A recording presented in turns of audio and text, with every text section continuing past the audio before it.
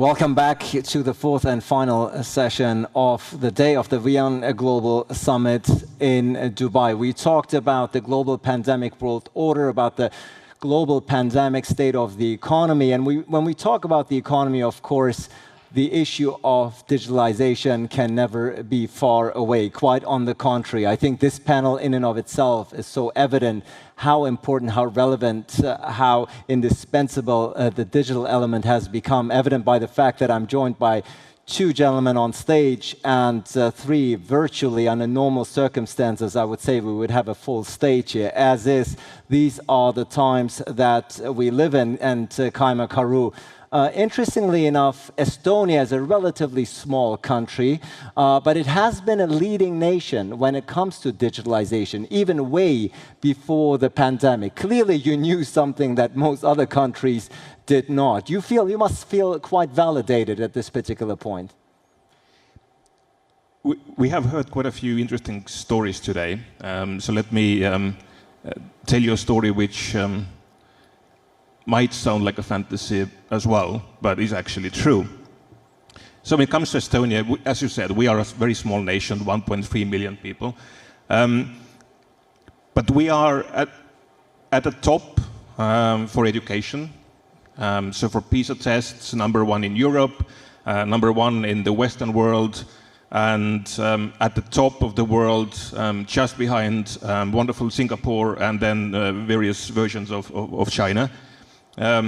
We are in the top 10 for clean air, so you can kind of walk in the forest or in the bog and enjoy yourself. And the cool thing is that when you do that, you also have wireless internet there, so kind of you can connect wherever you are.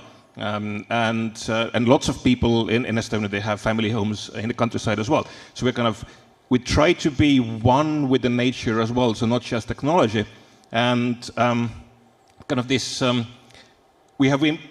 We have embraced technology partially because we didn't really have a different option available for us. So when we broke free and then regained independence, we had to figure out what to do next. And we could have just looked at some other countries and said, well, they're doing quite okay, so maybe we should do something like this. Maybe we should also implement checkbooks, for instance. We have never had checkbooks. But we decided to do something which was the best in the world, and something that didn't even exist at the time. So we created this, and right now, almost half the people in Estonia, for instance, when we have elections, they vote online rather than going to the voting stations.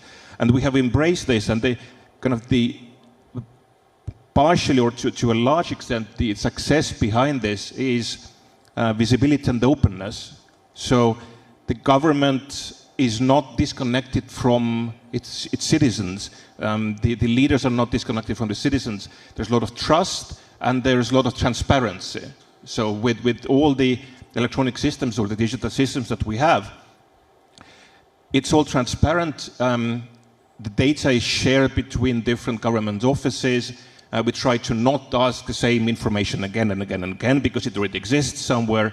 And we are, because of various recent historical issues we have had with some of the leading nations in the world, we have paid a lot of attention to cybersecurity as well, and kind of that's, so we pay a lot of attention to that, but also to the security of data. And from the citizens' point of view, why we use this system so willingly and why we want to have more and more and more is, whenever someone accesses your data, some government official accesses your data, we can see that it happened. So there's complete transparency, and if it's something that feels weird, and we have had a few occasions of that, then you can ask, why did that person access my data? And in those few occasions, when it hasn't been really warranted, action has been taken.